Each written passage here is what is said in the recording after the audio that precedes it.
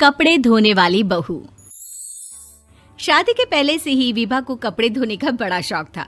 कभी नल के नीचे तो कभी तालाब के पास। अरे मेरी नीली वाली लुंगी नहीं दिख रही है। विभा की अम्मा, कहाँ रखी है लुंगी? अरे वो तो विभा ने परसों ही धोकर रखी थी आपकी अलमारी में, देखो वहीं होगी। वो ना मैंने आज धो दी, मुझे लगा कि गंदी हो गई होगी। अरे कैसे गंदी हो गई थी? उसे तो मैंने पहना भी नहीं। हे भगवान, इस लड़की के कपड़े धोने की आदत से परेशान हो गया हूँ मैं। जितना तो घर में राशन नहीं आता, उससे कहीं ज्यादा डिटर्जेंट पाउडर का खर्चा है। इसकी शादी करवा दो, शादी जाए अपने घर में ही करे काम, फिर चाहे घर के कपड़े धोने हो या पूरे गांव के। हाँ ठीक बोल रही हूँ, देखता हूँ मैं कोई लड़का। वो दिन भी आ जाता है जब विभा को देखने लड़के वाले आ जाते हैं। लड़की मुझे अच्छी लगी। होने वाली सास कहती है, बेटी अगर कुछ पूछना है तो पूछ लो। वैसे तो हमारी लड़की बहुत ही शर्मीली है, जो बोल दो वो मान लेती है, इसे क्या पूछना होगा। अरे कैसी बात कर रही हो माँ, मुझे इन लोगों के घर रहना है, सवाल तो कई है। हाँ हाँ बेटा, पूछ लो ना, क्या पूछना है। आप लोगों के घर कपड़े कौन धोता है? सास का मुंह बन जाता है। देखो, अगर तुम ये कहना चाहती हो कि तुम्हें कपड़े धोने नहीं आते तो सुन लो, कपड़े मैं ही धोती हूँ, लेकिन तुम्हारे आ जाने के बाद मैं रुमाल तक नहीं धोऊंगी। अरे चुप रहना भाग्यवान, बहू बेचारी घर आई नहीं, उसे डराना शुरू कर दिया। वो क्या है ना बिटिया, अभी तक तो ये कल्लू की माँ ही धोती थी, लेकिन अब तुम्हारे पापा तो दहेज में वॉशिंग मशीन देंगे ही। तभी विभा की माँ बोल पड़ती है, सवाल भी पूछा तो क्या। वैसे भाई साहब, मशीन की तो फिर भी कपड़े धोने की कैपेसिटी होती है। मतलब जो बिटिया दे रहे हैं ना विभा, इसे कपड़े धोने का बहुत शौक है। ये आप लोगों के क्या, आस पड़ोस गांव मोहल्ले सबके कपड़े धो दे और उफ तक ना करे। बाहर देखा नहीं आपने कितने कपड़े सूख रहे हैं? सब हमारी बिटिया ने ही तो धोए हैं। बस भी करो ना माँ, शर्म आ रही इतनी तारीफ सुनकर। और तो और एक दाग निकाल कर दिखाओ तो मान जाओ। हाँ अच्छा, माफ करना बेटा, मैंने गलत समझा। हमें तो रिश्ता बहुत पसंद है। और ऐसे जुड़ जाता है रिश्ता कपड़े धोने का शौक रखने वाली विभा का। उसकी शादी हो जाती है कोयला फैक्ट्री में काम करने वाले कल्लू के साथ। शादी के बाद अचानक विभा चिल्लाती हुई सास के पास आती है। सासू माँ, अरे सासू माँ कहाँ है आप? ये तो धोखा है, धोखा दिया आप लोगों ने मुझे। इसे ससुर के चक्कर के बारे में पता चल गया। अरे तो उसमें तुझे क्यों धोखा मिला है? अरे नल में पानी नहीं आता, कपड़े कैसे कब धुलेंगे? अच्छा, तू पानी नहीं आ रहा उसकी बात कर रही है। तो आपने क्या सोचा? कुछ नहीं।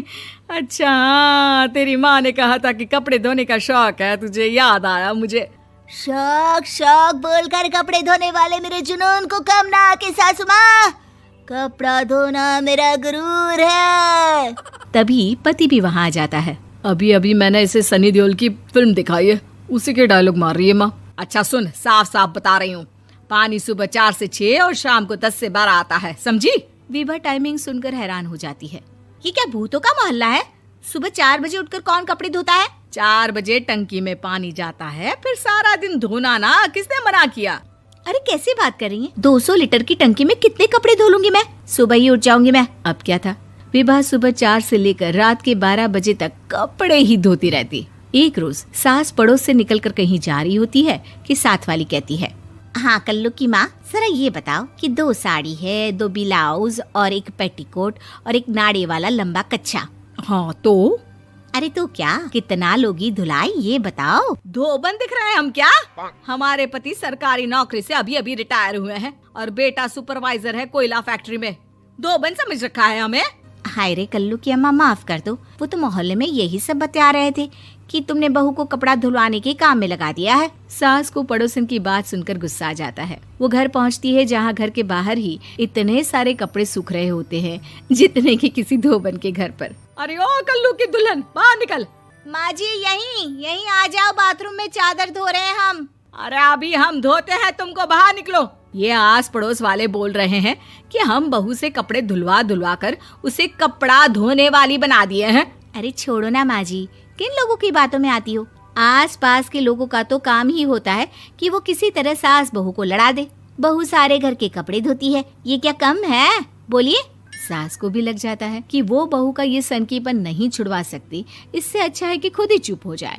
एक रोज सास और बहू मंदिर जाते हैं, जहाँ सास की साड़ी वहाँ खड़ी भीख मांगने वाली से मिलती है। माँ जी क्या बात है, आपकी साड़ी उस भिखारन से कितनी मिल रही है ना? हाँ हाँ देखो तो, दोनों की साड़ी मिल रही है। क्या बात है कल्लू की अम्मा, तुम खुद को तो अफसर की बीवी बताती हो और ऐसी सिंपल सी प्लेन साड़ी पहनकर घूमती हो। सिंपल और प्लेन नहीं है ये साड़ी। तो क्या सोने के धागे से फूल बने हैं? कुछ भी सासू माँ, कुछ भी। हाँ बने थे इस साड़ी में सोने के धागे से फूल। मेरे पति लेकर आए थे मद्रास से स्पेशली मेरे लिए 10,000 की। ताहे भाई साहब इस भिखारन के लिए भी सेम टू सेम साड़ी लेकर आए होंगे 10,000 की। सास उस वक्त तो कुछ नहीं कहती, लेकिन बहू के साथ घर आती है और अलमारी से एल्बम निकाल कर लाती है। ये साड़ी देख रही है, ये वही साड़ी है जिसे मैंने अभी पहना था। इस साड़ी में ये जो चमकदार फूल दिख रहे हैं ना, ये सोने के धागों से काढ़े गए हैं। लेकिन तू लोकल वॉशिंग मशीन ब्रश से घिस घिस कर सारे फूलों को निकाल कर साड़ी प्लेन कर दी। मुझे माफ कर दीजिए सासू माँ। और तो और, जब मैंने तुझे तेरी गलती के लिए कुछ नहीं कहा, लेकिन तूने तो सबके सामने मेरा मजाक ही बना दिया। क्यों? बहू को समझ में आ जाता है कि अब से उसका कपड़े धोना बंद।